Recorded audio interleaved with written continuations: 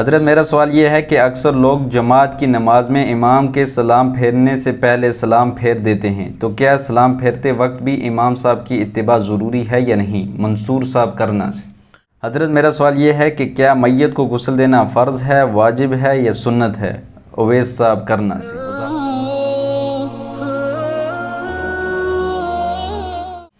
دیکھو، اس میں یاد رکھیے کہ سلام پھیرنا نماز میں امام کے ساتھ کون سا طریقہ صحیح اور کون سا طریقہ بہتر، اس کو ذرا جان لیں۔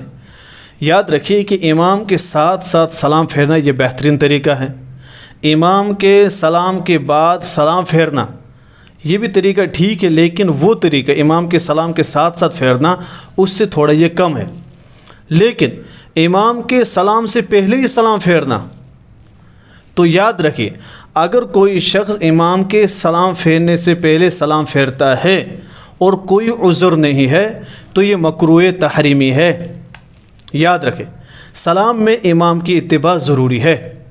ہاں، اگر کوئی عذر لاحق ہو گیا، مثلا ایک بندے کو خطرہ ہے کہ میرا وضو ٹوٹ سکتا ہے، ایک بندے کو خطرہ کوئی اور چیز کا ہے، تو اس وقت اگر وہ امام کے سلام سے پہلے ہی سلام پھیر لیتا ہے اور چلا جاتا ہے تو ٹھیک ہے کہ اس کی نماز تو مکمل ہو جائے گی۔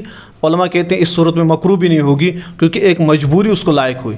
لیکن کوئی مجبوری نہیں ہے، کوئی عذر نہیں ہے، تو امام کے سلام سے پہلے اگر سلام پھیر لیتا ہے تو اس کی نماز مکروہ تحریمی ہوگی۔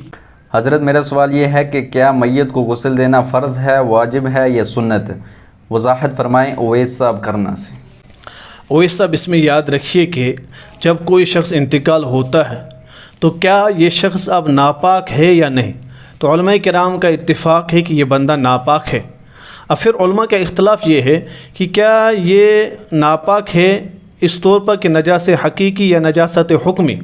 تو علامہ شامی رحمہ اللہ فرماتے ہیں کہ ناپاک ہے نجاست حقیقی کے طور پر، اس وجہ سے وہ کہتے ہیں کہ اس کو غسل دینا واجب ہے۔